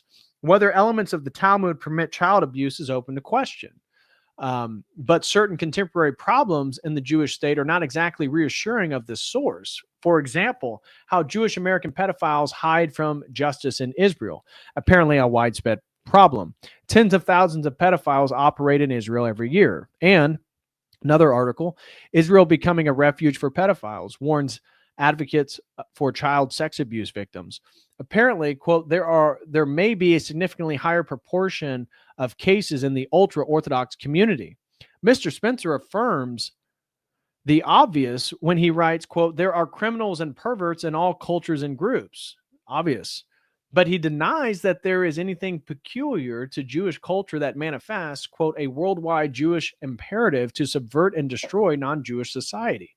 That, of course, would be a difficult thing to establish beyond a reasonable doubt, though we have certainly seen that Judaism's holiest book, the Babylonian Talmud, is curiously anti-Christian, that Rabbinic Judaism takes pride in the judicial murder of Christianity's holiest person, that Jews were overwhelmingly represented in murderous anti-Christian Bolshevism, the crimes of which in absolute numbers dwarf even those of the criminal German National Socialists. The Jews have, quote, a disproportionate role in the contemporary pornography industry. One is even tempted to reference the significant roles Jews played in organized crime. Jewish American mobsters reference to Jewish American mobsters and organized crime figures. Jews in Christian society. Dr. E. Michael Jones, PhD, who may be found at culturewars.com as well as among the Anti-Defamation League's greatest hits, proffers an interesting theory in his immense book, The Jewish Revolutionary Spirit and Its Impact on World History. I do have that book. It is right over there. No, I have it right here. This is the book that he's referencing. If anybody is interested.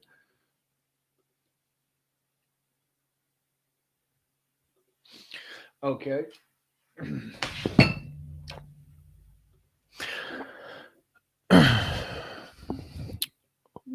Which much more accords with the bloody historical record of Jewish communism and the culturally subversive nature of Jewish involvement in pornography and other anti-Christian undertakings. Mr. Spencer gives Dr. Jones a modest hearing in his book. For example, this is Robert Spencer writing about E. Michael Jones. Rooted in nothing, radical Jews frequently seek to make others equally rootless by tearing down their religious, national, communal, and traditional allegiances. Such Jews carry on the traditional Jewish hatred of false gods, including, one supposes, Christian idolaters, but without offering anything. This is him quoting E. Michael Jones in his book. Without offering anything to replace the scorned allegiances. Rather, the most important result of the domination of non-Jewish Jews in these fields is their war on traditional values. Porn is just one expression of this rebellion against standards, against the disciplined life of obedience to Torah that makes a Jew living Judaism. That was Jones, as quoted in Spencer's book, Antisemitism. When Jews became or become emancipated from the straitjacket of rabbinic Judaism without converting to another faith such as Christianity, they take with them into the larger Christian society a rootlessness that many of them seek to translate to the larger culture. Should this be so surprising? Mr. Spencer sees it as a function of Jewish cultural superiority. Some traditional Christians, such as Jones, see it as a cultural subversion. To a great extent, they are in agreement. It is merely a question of perspective. If the rabbis were indeed proud of killing Jesus Christ, as Dr. Schaefer has told us, why should not their cultural errors be inclined toward destroying a culture based in his name? Such a lingering antipathy toward Christian culture may not constitute a massive, insidious Jewish plot, but a nonetheless real social and cultural antagonism for what remains in Christian society. Mr. Spencer himself remarks on the glee demonstrated by multiple contemporary rabbis who rejoice in the ongoing destruction and Islamization of Christian Europe. Jews should rejoice in the fact that Christian Europe is losing its identity as a punishment for what it did to us for hundreds of years while we were in exile. Now Europe is losing its identity in favor of another people and another religion, and there will be no remnants and survivors from the impurity of Christianity, which shed a lot of blood it won't be able to atone for. Rabbi Baruch Efrati of Ynet News on November 11th, 2012, as quoted in Robert Spencer's Antisemitism. The Messiah will only come when Edom, Europe, Christianity has totally fallen. So I ask you, is it good news that Muslims are invading Europe? It's excellent news.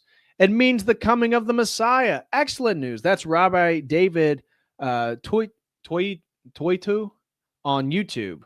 Mr. Spencer hastens to point out that the statement of a handful of individuals, however, does not make for a Jewish conspiracy, which is logically undeniable, but the cultural antipathy to what remains of Christian Europe is palpable. Mr. Spencer points to one other rabbi, David Rosen, who does not support his colleague's sentiments, proving evidently that rabbis can disagree. It is evident, however, that as Europe grows more Islamic due to immigration and higher birth rates among Muslim families, the situation for both Jews and Christians in Europe will continue to deteriorate, as Mr. Spencer has argued on various occasions. But one beneficiary is surely the Zionist movement and his notion that Jews in general should immigrate to the state of Israel. As Europe grows more dangerous for Jews, fleeing to the Jewish state grows relatively attractive, a significant point that Mr. Spencer fails to bring up. When it comes to analyzing possible Jewish motivations for anti-Christian social and political behavior, a major lacuna in Mr. Spencer's book is the absence of evolutionary psychologist Professor Kevin MacDonald, who approaches Jewish collective behavior clinically from a group evolutionary perspective, and whom we have had occasion to mention. His well-researched work, such as A People That Shall Dwell Alone, Judaism as a Group Evolutionary Strategy, Separation, Its Discontents Toward an Evolutionary Theory of Antisemitism, The Culture of Critique, an evolutionary analysis of Jewish involvement in the 20th century intellectual and political movements, Understanding Jewish Influence, and others, all Mr. Spencer sees fit to ignore. Professor MacDonald points out that the broad Jewish support for multiculturalism, with important exceptions such as the relatively new phenomenon of Jewish neoconservatism, functionally undermines the hitherto dominant Christian culture while providing the Jewish minority with its greater cultural cohesion, social and political advantages, to take a crucial example, that of raising children. Moreover, traditional Western supports for high investment parenting were embedded in Christian religious ideology, and I suppose are difficult to achieve in a post-religious environment. Nevertheless, as Podhoretz notes, it is in fact the case that Jewish intellectuals, Jewish organizations like the AJ Congress, and Jewish-dominated organizations such as the ACLU have ridiculed Christian religious beliefs, attempted to undermine the strength of Christianity, or have led the fight for lifting restrictions on pornography. Further, we have seen that psychoanalysis as a Jewish-dominated intellectual movement has been a central component of this war on Gentile cultural supports for high-investment parenting. Whereas Jews, because of their powerful genetically influenced propensities for intelligence and high-investment parenting, have been able to thrive within this cultural milieu, other sectors of the society have not. The result has been a widening gulf between the cultural successes of Jews and Gentiles and a disaster for the society as a whole. That is Dr. MacDonald in his book, The Culture of Critique, page 328. There is little gainsaying Professor MacDonald's broad observations. Other significant works of contemporary, this is also Dr. MacDonald, other significant works of contemporary scholarship on Judaism are similarly absent from anti-Semitism. Or no, I'm sorry, this is next paragraph. For example, references to the works of Michael Hoffman, including Judaism's Strange Gods, his massive and exhaustively documented Judaism Discovered, and Adolf Hitler, Enemy of the German People, nowhere appear in its pages. While Mr. Spencer mentions various translations of the Talmud into languages accessible to Christian Europeans over the centuries and the ensuing controversies, he omits the most striking example, namely that Johann Andreas Eisenmenger, Judaism Unmasked, published and suppressed in the early 18th century in Frankfurt, perhaps because Eisenmenger had mastered Hebrew, Aramaic, and Yiddish, and thus was able to provide a highly scholarly critique of the Talmud as a vehicle for the conversion of Jews to Christianity. Mr. Spencer chose not to engage him. There is also no mention in anti-Semitism of the Judaic Kabbalah. See Michael Hoffman in Judaism Discovered. Anti-Semitism in Contemporary Jewish State. Turning to Zionism in the Jewish state, Mr. Spencer is especially worried about the rise of anti-Semitic sentiments since the Hamas attack on the state of Israel on October 7, 2023. Mr. Spencer takes to task, for example, quote, conservative journalist Elijah Schaffer for condemning the attack on the following day, but adding context. One, what Hamas did was evil. What Israel is doing to the Palestinians is evil. Both think each other are the terrorists. One is in an open air prison. Of course, most of the examples of anti-Semitism provided by Mr. Spencer are from Islamic activists who, as Mr. Spencer would hasten to point out, are inevitably anti-Semitic by virtue of being Muslims. He proceeds to observe, one would say accurately, that Jews in Israel occupy an outsized proportion of the world's attention, and a great deal of attention is negative. And in an apparently related vein, Christians warned me that ancient prophecies held that the Antichrist would arise from modern-day Israel. Antichrist, or conversely the Judaic Messiah, will most likely arise from within the region of the old Roman Empire, namely the Euro-Mediterranean basin, and then move his capital to Jerusalem. Indeed, Churchill got to the heart of the matter when he opened his article, Zionism versus Bolshevism, with the words, some people like Jews and some people do not. But no thoughtful man can doubt that they are beyond all question the most formidable and the most remarkable race which has ever appeared in the world. In other words, Jews do and have for centuries, though especially now that there exists an explicit Jewish state, played an outsized role in world affairs, far exceeding their relatively small numbers. Churchill can see, in fact, Spencer can too, though he laments that, quote, a very great deal of that attention is negative. There are two logical possibilities for that negative attention. First, that the rest of the world labors under the disease of irrational Jew hatred, or what Spencer refers to as anti-Semitism. Or two, that Jews in the state of Israel are doing things that warrant negative attention. And the two, of course, are not mutually exclusive. Surely there are inveterate anti-Semites out there, especially in the Islamic world, but could possibly the state of Israel be acting badly itself? Is it anti-Semitic to entertain the idea? As of the publication of his book, Mr. Spencer regards Israeli military activity post October 7th, 2023 as, quote, defensive. The state of Israel was attacked. It responded and will continue to respond. One might analogize the situation to the surprise Japanese attack of December 7th, 1941 against the U.S., or to the lunatic declaration of war by Germany a few days later in the ensuing American Allied response. Surely the United States was acting defensively?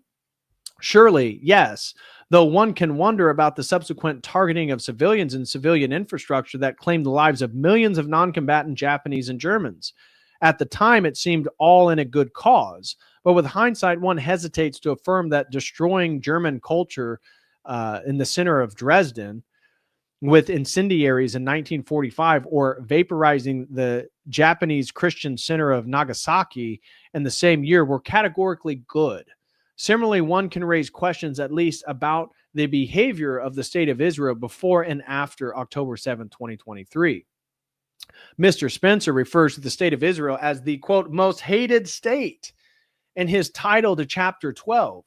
We ask, why is it so hated? Is the entire world implacably anti-Semitic? Or are actions of the state of Israel in some way driving negative perceptions of it? Could not the latter be at least somewhat true? Mr. Spencer does not seem to think so. He marches out of a small parade of left-wing politicians, perennial critics of the Jewish state, to bolster his case. He does not engage more serious criticism like that of the American Jewish journalist Max Blumenthal, for example, who questioned the accepted narrative of October 7th in impressive documentary Atrocity, Inc.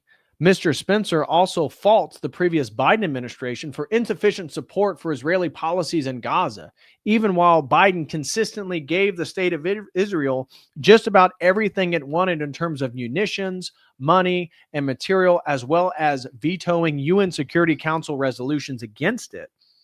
100 times Biden supported Israel.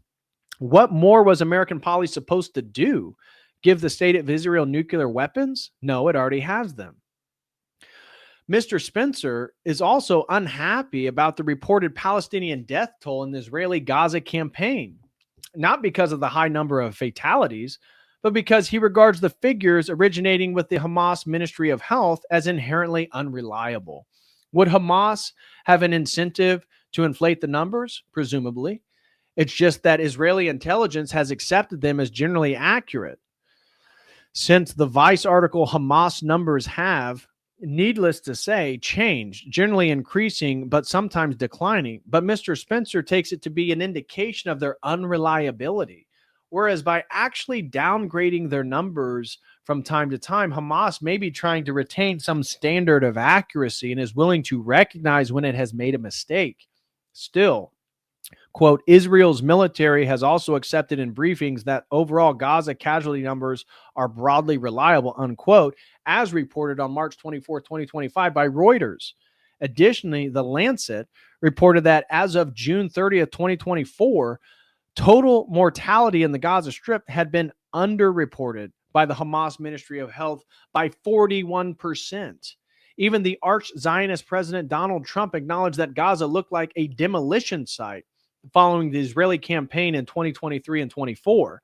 The very real problem of the fog of war, in which it is almost impossible to determine with accuracy total casualties, fatalities, and who particularly has been killed while combat operations are underway or just recently halted, seems lost on Mr. Spencer.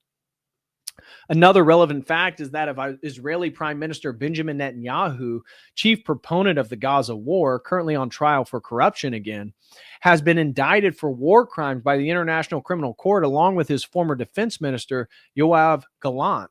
Mr. Spencer, who regards the United Nations as anti-Semitic, no doubt would classify the ICC along the same lines, though he makes no mention. Part of the indictment against the two Israeli ministers pertained to a speech given by Mr. Netanyahu on October 28th 2023, in which the prime minister invoked the memory of Amalek, mentioned in various places in the Tanakh, but especially in Deuteronomy, in which God instructs the Israelites to blot out the remembrance of Amalek from under heaven. Deuteronomy 25:19. For crimes against the Hebrews and the Amaleks he committed. Amaleks had committed. Mr. Spencer is able to produce numerous accounts of Muslim preachers and activists calling for, in some way, to blot out the remembrance of the Jewish state and Jews generally, but he overlooks a comparable case prominent on the international scene when it involves the Israeli prime minister. Was Mr. Netanyahu calling for ethnic cleansing of the Gaza Palestinians? Certainly, evidence has surfaced that ethnic cleansing has occurred in Gaza, as reported by Human Rights Watch and Doctors Without Borders. Mr. Netanyahu's imprecation sounds not far removed from the passages of the Haggadah recited by observant Jews every Passover. It reads, "Pour out your wrath upon the nations that do not acknowledge you, and upon the kingdoms that do not call upon your name, for they have devoured Jacob and laid waste his habitation. Pour out your indignation upon them, and let the wrath of your anger overtake them. Pursue them with anger and destroy them from beneath the heavens of the Lord." Mr. Spencer acknowledges the Talmudic injunction, kill the best of the Gentiles in time of war. Perhaps that is what the state of Israel is doing. But if indeed God has given Eretz Yisrael, the land of Israel, to modern-day Zionist Jews, then one can wonder what the God-given boundaries of the Jewish state are really supposed to be. Those outlined in the UN in 1947, those created by facts on the ground, unquote, since 1967, or something else, the biblical boundaries of Eretz Yisrael are clearly open to interpretation, but at least some Zionist groups, both within and without the Jewish state, see those ostensibly God-given boundaries as very expansive indeed, stretching from the Nile River to Egypt, through the Euphrates River to Iraq, including much of Syria, Lebanon, Jordan, and even Saudi Arabia. If indeed the Greater Israel Project is a serious one, the future implications for the Jewish state, its greatest ally, the United States, as well as the Middle East in general, are profound and disturbing. One can easily foresee a continued string of Middle Eastern wars waged on various pretenses to expand the Jewish state to its, quote, rightful frontiers, all done in the name of God, the most hazardous of political motivations, lawfare and anti-Semitism. As we approach the end of this exercise, let us pull back and make a general observation. One of the characteristics of totalitarian regimes, as observed by the great German-American political scientist Eric Voegelin, who narrowly escaped the Gestapo in Vienna in 1938, is the prohibition of questions. That there are certain questions that simply cannot be asked because they strike at the heart of the regime's unspoken assumptions. For a start, on the prolific Voegelin, one recommends his small volumes, The New Science of Politics, an introduction, and a second, Science, Politics, and Gnosticism. While we can remain grateful that freedom of thought and speech continue to endure in the West, one hesitates to say thrive, and especially in the United States, thanks to its explicit constitutional protections, it also is evident that our culture is sliding perceptibly towards repression. For the case of contemporary Britain, see jonathanturley.org. Even Mr. Spencer has been the victim of restrictions of freedom of speech on multiple occasions. In 2013, he was denied entry into the United Kingdom on the grounds of his outspoken anti-Islamic views regarding the violent nature of Islam and the social political threat that Islamic immigration poses to the West. Mr. Spencer is spot on, and that so many should dismiss him and others who hold comparable views, including this author, as Islamophobes is both unfair and harmful to the exchange of ideas. Yet, as the saying goes, what is good for the goose is good for the gander. It is evident that serious critical analysis of Judaism and Jewish history are, in the contemporary Anglosphere, largely forbidden areas that the prevailing cultural and intellectual atmosphere simply reject out of hand. One may not do it in polite society, else one reflexively attracts the epithet Antisemite and forfeits whatever social and professional standing one might have. And indeed, the Overton window seems to be closing further, moving from the realm of social peccadillos to the political repression, we must now observe that in the United States, a campaign is afoot to codify offenses of, quote, anti-Semitism by way of federal legislation and or presidential executive order. Already, green card holders are in jeopardy of deportation for the expression of views hostile to the state of Israel. Now, the, quote, U.S. administration argues it can deport a prominent anti-Israeli activist over his beliefs. The pending Anti-Semitism Awareness Act makes it tortuous way through the U.S. Congress would render the International Holocaust Remembrance Agency's a working definition of anti-Semitism, currently an unofficial guideline into law for U.S. citizens. And that definition is anti-Semitism is a certain perception of Jews which may be expressed as hatred towards Jews. Rhetorical and physical manifestations of anti-Semitism are directed towards Jewish or non-Jewish individuals and or their property, toward Jewish community, institutions, and religious facilities. Thus, a certain person which may be expressed, or a certain perception which may be expressed, i.e. a state of mind, an Orwellian accusation against which one would have no practical defense, could result in federal government action on the basis of anti-discrimination. The Anti-Semitism Awareness Act, which targets colleges and universities under Title IX of the Civil Rights Act of 1964, though who knows how broadly it might be applied, is expected to pass U.S. Congress by virtue of its Republican majorities and be signed into law by President Trump sometime in 2025. That such an egregious violation of the principles of freedom of thought and speech, as well as those of the First Amendment itself, is seriously being considered in contemporary America, is a testament to how far down the slippery slope of Vogelin's totalitarian prohibition of questions we have fallen. Interestingly, and to their great credit, numerous Jewish scholars have taken a stand against the imposition of IHRA definition of anti-Semitism. Still, with the way things are going, one wonders if in 10 years' time, anti-Semitism will be as much a criminal offense in the United States as it was once in communist Russia. One does not hear from Mr. Spencer regarding the Anti-Semitism Awareness Act in his book. Perhaps he has chimed in elsewhere. We can hope that, having suffered from campaigns to silence him on Islam, he will lend his voice to those committed to freedom of thought and speech on the matter of anti-Semitism, out of principle, at least. Yet when one reflects on the sheer demonstrated power of America's enormous Judeo-Zionist lobby, including the American Israeli Public Affairs Committee, the United Democracy Project, and the American Israeli Education Foundation, let alone the string of influential private Jewish political donors such as the Adelson family, the Schwartzman family, Donald Sussman, the Simons family, Michael Bloomberg, etc., all of which collectively pour hundreds of millions of dollars or more into an election cycle, one can feel the noose tightening. The general message of Goldberg's 1996 book, Jewish Power Inside the American Jewish Establishment, is that American Judaism is well organized and lavishly funded. It has achieved a great deal of power, and it has been successful in achieving its interest. Fighting that kind of crowd is, as the saying goes, bad for business. Jews contribute between 1/3 and 1/2 of all campaign money in federal elections, the donations motivated by Israel and the broader Jewish agenda. Goldberg, 1996.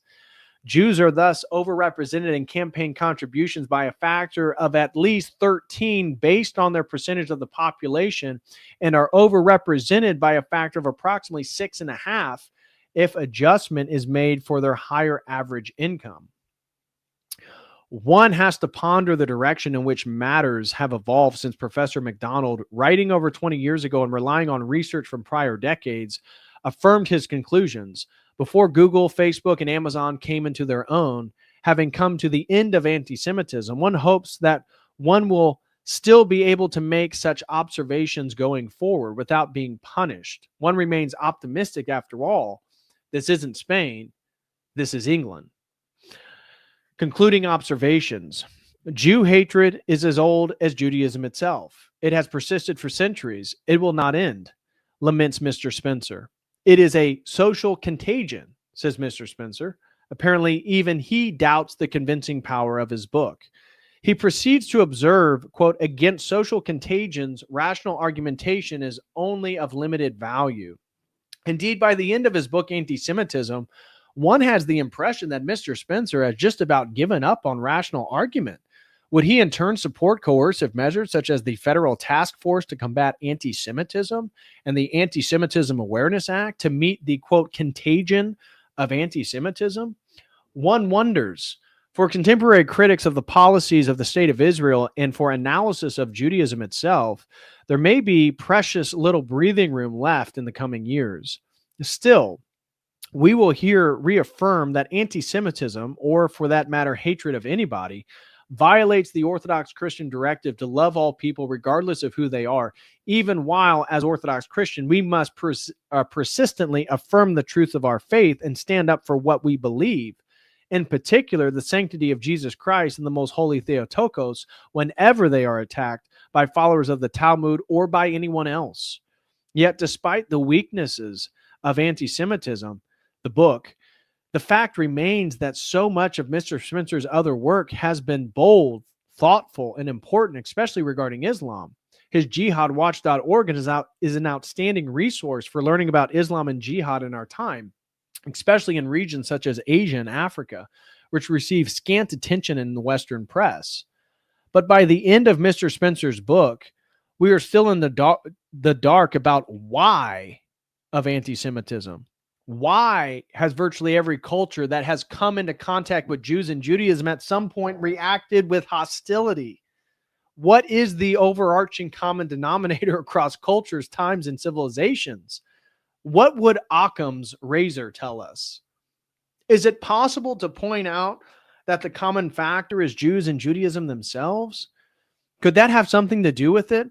Or would that just be another anti-Semitic remark to be dropped down the memory hole along with the observing the anti-Christian contents of the Talmud, the Jewish role in the massive crimes of early communism, God's rebukes of the ancient Israelites through Moses and the prophets, the Lord's Jesus Christ's excoriation of the rabbinic leadership, the warnings of Orthodox Christian luminaries such as St. Paul and St. John Chrysostom, etc.? By the end of Robert Spencer's book, Antisemitism, History and Myth, we still do not know. So that right there, guys, that is the article, Is God an Anti-Semite? By G.M. Davis. As I said, it was a great article. I know it was a long reading today, but I thought it was worth sharing with you guys. So what are your guys' thoughts on all that?